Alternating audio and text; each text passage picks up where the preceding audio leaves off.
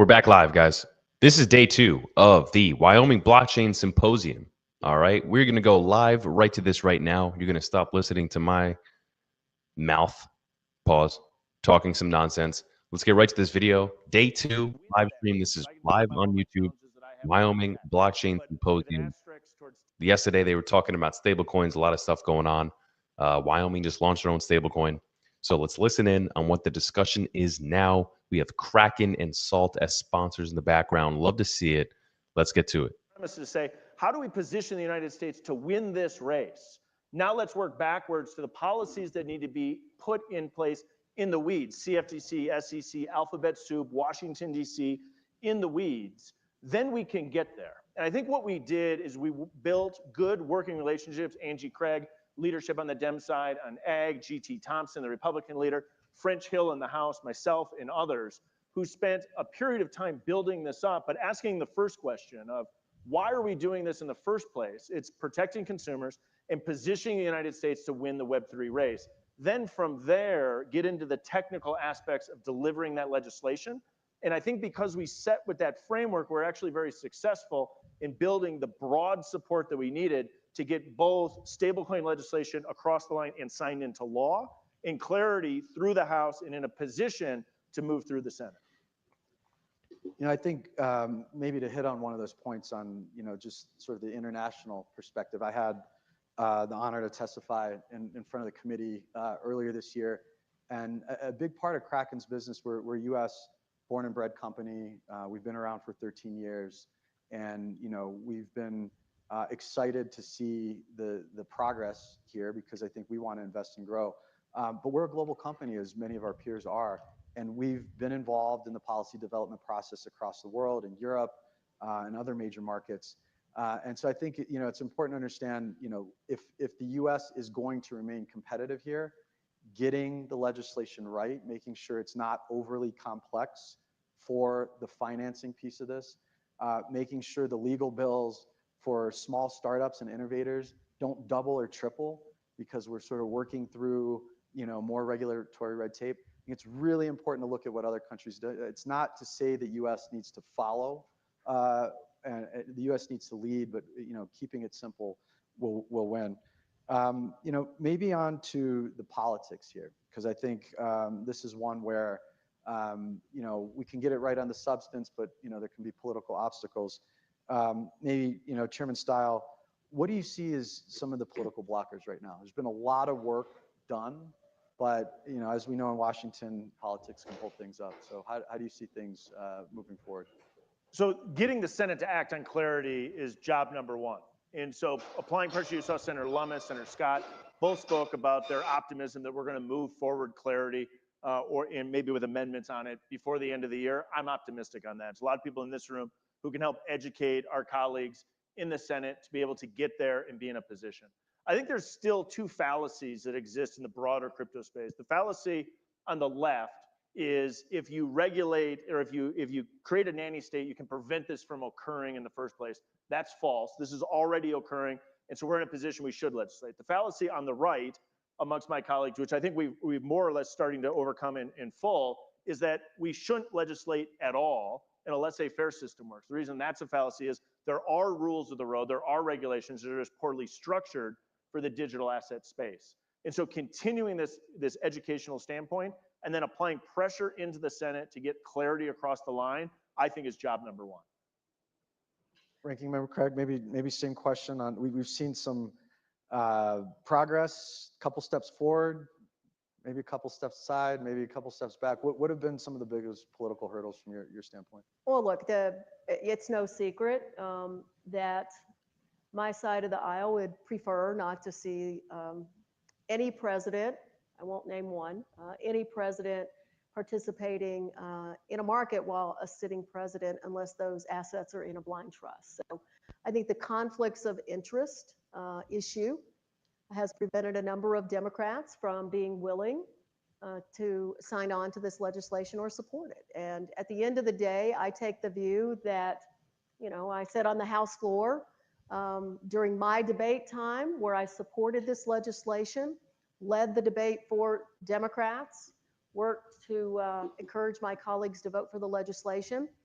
I said, you know, the elephant in the room here is the president's family's participation in this marketplace. And so I think that that's a stumbling block to get more Democrats to support the legislation. My alternative point of view is yes, it shouldn't happen from any sitting president or their interest. However, here we are, and 45 million to 60 million Americans are already participating in this marketplace, and we have a responsibility to step up and create rules of the road for our constituents. So that's the political environment, candidly. If clarity in the Senate, if we could find some language that would allow or prevent those conflicts of interest to occur from our perspective, I think you would see a whole lot more Democrats support it.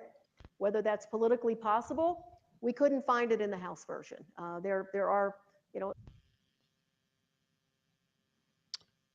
is not strong enough for many members of the Democratic Party, and you know, I certainly. So let's pause here, guys. A little bit of issue with the stream, but we have Jonathan Joachim of Kraken. We have Rep. Angie Craig, that's Minnesota Democrat. Rep. Brian Steele, Rep. Wisconsin Republican. So very interesting. Northern states here with Kraken, but I mean, I appreciate her insight. Dems are not willing to work and vote on some of these bills because they have an issue with the conflict of interest with Donald Trump owning some of these digital assets and having his companies invest in them as well. Honestly, I think that's a fair criticism. There is a lot of shakiness, a lot of shadiness that people think that the Trump administration actually is doing, or you know, his companies and Trump personally, in regards to, you know, getting in and out of projects at certain times, knowing maybe some information more than the average person. So I think it's a fair criticism. Just unfortunate to see, though, that stupid roadblock is preventing some more bills to be passed. Now, Brian Steele mentioned the Clarity Act at the beginning when we started live streaming this. That should be passed hopefully at some point in September, maybe not. If not in September, we're assuming October. So stay tight, stay tuned for that. We have the Genius Act that was passed. Clarity Act should be up next with more positive regulation to come. Now let's tap back in. We believe that that's a stumbling block to get more Democrats to vote for it. In Chairman Style, maybe, you know, touching on that topic, because I know there was an incredible amount of work done at the principal level to try to reach an agreement on this issue. You know, the action's back in the Senate for now, but soon to return to the House. Hopefully soon. We heard earlier this morning, you know, we've heard Chairman Scott from the Senate Banking Committee. We heard Senator Lummis say market structure bill is going to get done this year. You know, how do we clear this hurdle on conflicts of interest or other issues that seem to be holding up bipartisan progress to the finish line? Well, I think the House bill actually lays that forward. When you brought the House bill to the floor, you saw an overwhelming support for the legislation. I'd rather see a presidential administration that leans in and is pro-crypto than the previous administration. We could go back and forth on our views of the president. I'm obviously supportive of President Trump. I'm assuming Angie Craig is not supportive of President Trump. That's fine. I'm a Packers fan. She's a Vikings fan. We can still Let's go. But Green Bay, speaking, I think if baby. this legislation comes before Love to see it. I'm a Senate, cheesehead. I think it would move forward. I think the key in the currency of the Senate is finding that floor time to be able to move it forward. And so I'm optimistic that as they bring this forward, the support will be there, because I think the underlying necessity to make sure that the United States is leading in this regard, that we're protecting consumers appropriately, is so absolutely essential when the rubber hits the road, that the support is there in the Senate. And, you know, maybe for this, not close to the steps and the intricacies of, you know, how this gets done. What's the path forward look like procedurally from here? You know, what needs to happen? There's going to be a lot of Senate action coming up in September, October. You know, what are the steps to the president's desk for this bill, just from a process standpoint? Well, at the end of the day, Republicans have control of the House, the Senate, and the White House. So it will remain up to them whether this is a priority. I think there's a budget battle looming when we get back to Washington. September 30th, as we all know, is the deadline. So I think that's going to take up a lot of oxygen. But, you know, Republicans are in charge of what they put on the House floor and how fast they move this legislation. I know there are a number of Democrats in the Senate who look forward to providing input on how to make this legislation better. And I hope that we can get there. And of course, at that point, it would come back to the House for a vote again, and then would go to the president's desk. And, maybe we got about a minute left. I think some advice for the industry here, back to sort of where I started. We've seen that good crypto policy should not be a partisan issue. Again, in all the work that Kraken and our peers have done around the world, we haven't seen crypto become a political football. What's your advice and message to our community, to our industry, and how we can help reach that goal? We're going to see election cycles, we're going to see swings, but we don't want that volatility to come into the policy landscape to impact our ability to innovate and grow. So what's your advice and message to the industry on how to reach that goal? Continue to advocate for good but strong consumer protections in clarity and in the legislative process. If we get that, I think we'll be able to move on a bipartisan basis. And the last thing you want, as any industry in America, is with a change of administration, a pendulum to swing back and forth wildly. So let's get the legislation as right as we possibly can, working together the first time around, and give the industry some clarity, no pun intended, so that you know what the rules of the road moving forward are. Chairman Style, same question for you for the close. I'll leave it tight. It's engagement. There's a lot of folks that do not firmly understand this industry, the importance of it, or why it's relevant in a Web3 era. And helping people better understand that's essential. And just go back and look at how these debates played out at the beginning of the Web2 race. The Postal Service was going to create email addresses for every American because people didn't understand what email is. This is like describing someone what a QR code is before they owned a cell phone and before they even thought of putting a camera in your cell phone. This room, is the people that are developing the QR code before cameras were in cell phones, coming and engaging and helping people better understand why this industry is important, why it's relevant, is so absolutely essential so that more members of Congress engage in the space. I think that's what will bring us together to get this legislation, to get clarity, and additional future legislation potentially across the line. Thank you for that. I think just to close, Wow, that was a great analogy. Both of you, to you, we would not be here without your leadership and the hard work of your staff.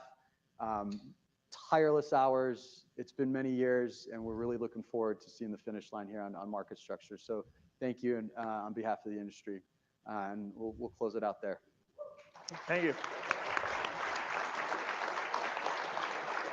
Buddy. Thank you very much. Good to see you. All right. That was pretty good. And I really appreciate the analogy that Brian made there at the end. So true. Very, very true. Like, could you imagine the Postal Service providing emails for people because they didn't understand the internet? They didn't understand the technology. That's what's going on now, guys. I've said this before, and I'll say it again. This is the .com bubble 2.0. All right. Looks like we got Anthony Scaramucci of Skybridge Capital coming up next. We talked about Anthony yesterday. He went live yesterday, putting 300 million tokenization of assets on the Avalanche blockchain. Anthony Scaramucci is a big Trump hater, but I do like him. He's a good dude. Been on the Anthony Pompliano podcast before. Let's listen in on what he's saying now. Since the launch of Solana, congratulations. The 5.5. 5.5 growth has been extraordinary. If we measured it in Scaramucci, someone will make the calculation, but it's long enough where it's really maturing. Tell us about where we're going, Anatoly. What about the next 5 years? Oh man, I can only think of like 8-week sprints. All right, so give us the next 8 weeks. CEO of Solana talking, guys. I think the goal for this technology, I think, is ultimately to lower fees and in finance. The way I think of it, it's software eating the world. When you have software that consumes services and things like that, it improves fees for consumers, it improves prices, reduces costs, or improves reliability and safety. So we've seen, I think, immutable ledgers really prove out settlement as a guaranteed thing that you can trust without relying on intermediaries So massively improved safety.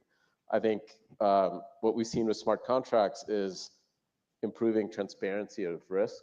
So Aave and protocols like that, you can observe the risk in the system at all times, and you know exactly what's happening. You know, like it's never going to blow up, and that has reduced risk for consumers. And what Solana has achieved is, with scale, it reduced prices. Solana fees never increase.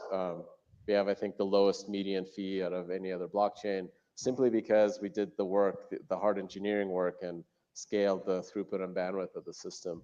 So our goal is to continue to do that, because I think we can do this at a global scale. So like Google is the world's library, Solana could be the world's giant marketplace. And it's a bunch of engineering work to improve performance, reduce latency, all the low-level stuff. So Kai, I see you as one of the great proselytizers of Solana, and somebody that Number two. After this. high. Okay, number two. We'll give Raj some credit too. Maybe Number three. two of you guys are tied. But Keep getting demoted over here. no. I got you number one for me, because at the depths of this thing, and Anatoly and I were talking about this backstage. You know, you were super high conviction, and you were in many ways the glue that kept things together. Why such high, unstinting conviction from day one, highs and lows? And talk a little bit about what you call the internet capital markets and some of the essays that you've written. Yeah, you know, back when I first met Anatoly, this was early 2018, and it was launching a new L1 was hot at the, arguably it's still hot to launch a new L1 8 years later, but it was certainly hot at the time. And so I was pretty annoyed with Ethereum people, because I didn't think they wanted to scale their chain. And 8 years later, turns out they don't want to scale their chain. Shots Perfect as it is. fired. Sheesh. And so I started looking around at who are all the people trying to, do new things. And a few things stood out to me when I was talking with Anatoly way back then. The most important of which is he was just like, dude, I don't want to invent anything new.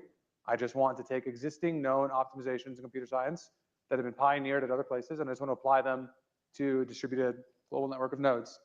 And I was like, this is refreshing, because all the other people I spoke to were like, I'm going to invent some new breakthrough in consensus algorithms or cryptography or whatever. And I was like, man, this sounds risky. And so Totally was just like, I'm going to ship it as fast as I can with as little money as possible and move as quickly as possible and just copy things that I've already done before. And I was like, this sounds reasonable. And so that's why we bet, early on Solana. Over the years, as things have evolved, our views have changed. And look, like underwriting a $200 million market cap asset is different than a $20 billion market cap asset, which now it's a $100 billion market cap asset. And so we've got to re-underwrite this thing, every so often as it grows. And today, our underwriting, I published a blog post a few months ago called Internet Capital Markets, and it outlines the thesis for Solana. And the basic thesis of it is like, we're going to have every single asset in the world trading on this one global unified ledger, and the fees that the system can capture, both in the form of transaction fees and in the form of priority fees, I think is going to ultimately support $1 trillion plus market cap. And so Multicoin is still long. I am personally still long Sol, because I think that every single day capital markets trade to what, 10, 20, 30 trillion dollars around the world. You've got 250 days a year if it's business days, 365 if we add weekends. I think you can easily get to $1 trillion market cap. Talk about breakthroughs, Anatoly, as we get to the internet capital markets. What additional add-ons, if any, do we need for Solana to achieve what Kyle's talking about? I think we build neutrino communication networks to go through the middle of the earth to cut latency. So I think we don't need breakthroughs. I think we are lucky that we get to build on the shoulders of giants. Every 2 years, there is an advancement in silicon and new chips coming out of TSMC, and this improves the capacity of how much stuff you can do and how fast you can communicate. The fiber optic cables are all the same, but the signal analysis and all of the stuff continuously improves with technology. So we get to really just leverage that and to squeeze as much data through these things at as low latency as possible. It's easy for me to say this. it takes very good engineers to continue iterating and constantly analyzing for performance and improving the system, and do this in an incremental way, like day in, day out, to take advantage of this technology. But the real science and breakthroughs are done at TSMC and like at these, I think, foundational labs, and we get to take advantage of that. For us to continue to do that, I think the number one thing is always demand. If we have users and we can, we have demand, the engineers will get paid and they'll get it done.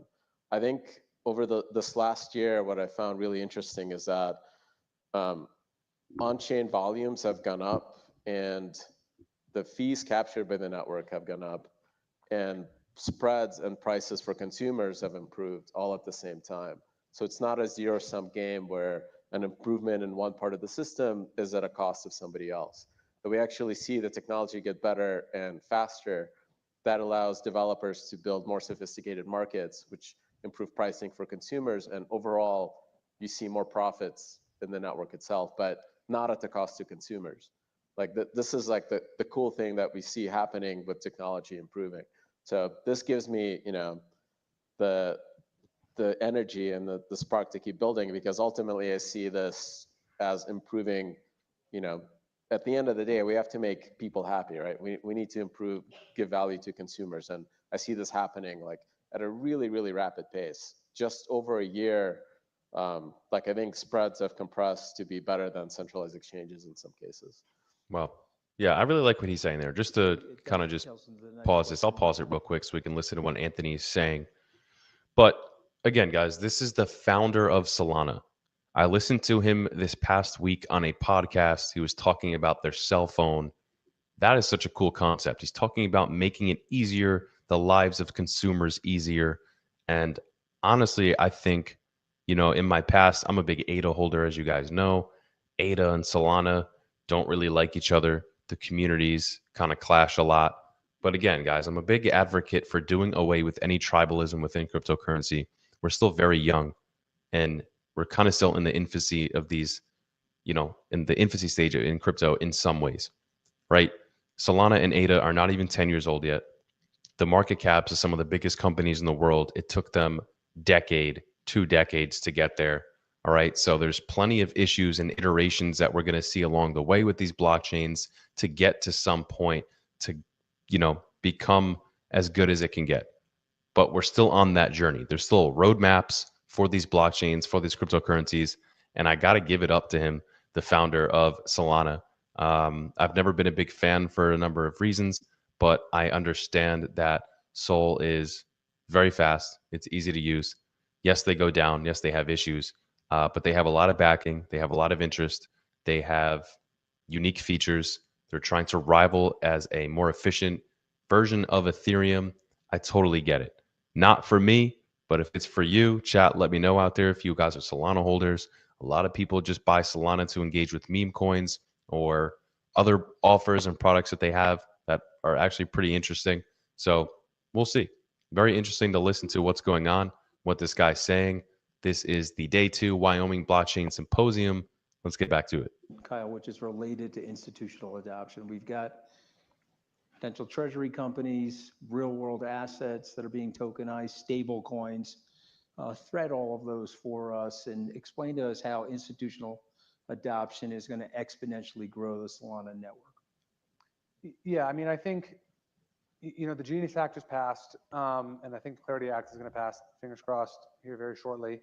And I think the right way to think about the real growth of crypto is not Silicon Valley showing up.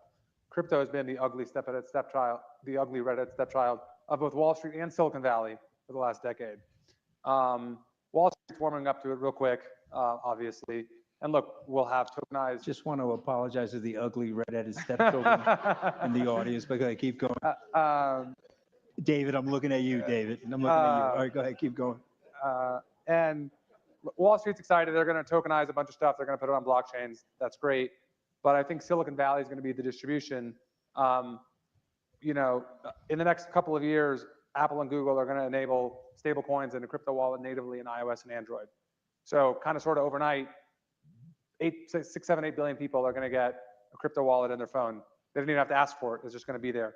And there's going to be APIs in the operating systems for every single application. Wow. Telegram, WhatsApp, Facebook, you name it, is going to be able to tap into that API. Is it happening more quickly than you thought, slower than you thought, or as you thought? I mean, look, if you asked Kyle of 8 years ago, would crypto be like mature 8 years later, I would have said yes. And I would argue crypto is not really mature today, so slower than I would have thought. But I think a huge part of that has just been regulatory, which you could never forecast. Genius happening has changed a lot of things.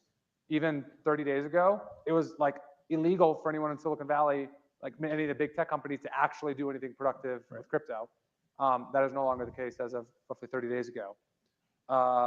And I think once those guys flip the switch, that's when this goes truly, truly, huge. Yeah, so I want to role play for a second. I want to get into your mind and respond. Think of me as a CTO. I'm coming in. I want to talk about Solana. What are some of the trigger points? One of them could be the flow upgrade. When you meet with these CTOs, give me the pitch to a CTO about Solana. I think the most powerful part of the pitch to me is that it's completely permissionless. Like Linux, you have all the source code, you have all the data, and you can participate in any part of the stack. And you can actually influence where the stack goes. So things like the Alpenglow upgrade, we got to invent and duct tape together a system that we're trying to make as fast as possible 5 years ago. And now we got to hire the best consensus researchers in the world to build a bleeding edge, like foundational consensus algorithm that I think is the best in the world, from what I can tell. You can influence that as a CTO running your company, what direction the network goes and what we prioritize, because it is a totally open source collaborative project. I think, I grew up kind of in the late 90s, and I was an open source geek. And I remember coding over the weekends, because what inspired me that a bunch of people that could just build open source software could compete with Microsoft, the biggest company in the world. And they were the enemy. They were like evil Microsoft with $ for S's. And a bunch of open source geeks won, because that technology is free for anybody to take and use for whatever means they want. And this is the coolest thing about this part of finance. It's not being revolutionized by closed source systems or opaque systems. It's actually all transparent and effectively in the public domain. Full disclosure, I'm a multi-coin investor for many years. And Thank you for sticking with us. Yeah, you got it. Listen, and that's the question. So one of the things I was impressed with you, Kyle, is you sticking with it, but also, and this is a real credit to Anatoly, the system itself, we saw tremendous stress in terms of price volatility, but the system hung in there, continued to gain TVL. So talk about a little bit of your psychology going through that and the sturdiness. Like ultimately the outcome of all that, to I think all three of us, frankly, is the sturdiness of the network and the developer base, the fan base of the network, et cetera. Yeah, I mean, I think the thing that's kept our conviction in Solana for all these years has been that the thesis is not invalidated. The system has gotten better, cheaper, faster, consistently every year since the network launched. And whenever there's been a hard time, and some people got scared and left, and a lot of people would, spread FUD and such. Where we looked at first principles, we said, well, is the blockchain faster than it was 2 or 3 months ago? And the answer has always been yes. And is it still making blocks? Still making blocks. And we also look at obviously the competition, and we're like, hey, is the competition catching up? And we were like, not really. Ethereum is 50% faster today than it was 3 years ago, 4 years ago. I mean, it's like, in software terms, that's nothing. Yeah, I don't really think that's a fair statement in regards to the competition catching up. Yes, they are, brother. Caspa's faster. And second, once Hydra comes on Cardano, they'll be able to do more transactions per second. So there's a ton of competition out there. Don't put your blinders on. I don't agree with that statement. You know, 2 or 3 days ago on Solana did 100,000 transactions per second on mainnet. That was like a test, but like it was actually on a globally distributed mainnet environment Sure. And Hydra did 1 million. Okay. for the first time ever. And so, you know, like they keep pushing the frontier. And if you're going to have a global financial system, we're going to need millions of TPS. And like, All right. Here's my biggest thing. Here's where I got to interject. Okay.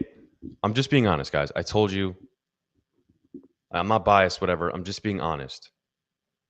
A system of account is what matters for a payment system. This is why Bitcoiners don't like XRP, because there's missing like 40,000 transactions on a ledger. You can't have a payment system where there's missing inputs in the ledger. Like, what if I went to Bank of America and I said, can you download me my transaction history of the past month? And like, oh, well, we don't know where some of it is. We're so sorry. Would I trust my bank after that? Probably not. Probably be a little skeptical. Now, Solana goes down. The network goes down sometimes. This has happened many of times since just I've been in crypto alone since like 2021ish. I guess since Solana's inception, really. But yes, the tech is still good. It's still advancing. They're going to be somewhere in the future, but you can't act like that stuff isn't happening. That I don't really like that. we have the network effects, we have the liquidity, we have the users, and the performance continues to gain. So Sorry, you have the users. A lot of your users are retail people trading meme coins. That's a fact. You can look up the people on Solana that use it. I'm not saying that's everybody, but it's in large part, it's meme coins. thesis is not invalidated, job's not finished. Solana Seeker, Anatoly. This is your new phone coming out now. This is sick. And thank you for. This is where I can get behind. I appreciate him for doing this and making this phone. I've listened to him, like I said, on a podcast talking about it. I think this is a great idea for adoption, for everything. Now, he says, I don't want it to replace your iPhone. I still have an iPhone. It should be your second phone for trading, interactions with DeFi, NFTs, etc., which I think is a cool concept. For sending me one, by the way. I had to convince my wife that it wasn't my burner phone. Every 15 seconds, I said, no, Anatoly sent it to me. She likes you, by the way, so I was off the hook. But anyway, talk a little bit about the vision of it. I had the pleasure of working at Qualcomm like during the aughts when the cell phone revolution was happening. I was one of the first kernel engineers on Brew, this platform that we built for developers to build mobile applications. And I remember getting 2 million downloads on this bowling app as kind of this big milestone. And that was 6 months before the iPhone came out and completely changed the entire mobile landscape. And what I found kind of the original vision for building a programmable computer that you hold in your hand was open as the internet. That was really the goal. We wanted every developer to have the opportunity to build applications and reach billions of people and be able to use those applications like on the go everywhere that you go. We kind of got there, but there's this kind of massive moderation, industry on both Apple and Google, which also take a 20 and 30% rake on developers. So it seems kind of crazy to me that when we talk about crypto disrupting traditional finance that has like 50 basis point fees, we can't conceive of crypto disrupting Apple or Google that has 2,000 to 3,000 basis point fees, right? That's like a massive rake that they have on all software that's distributed globally.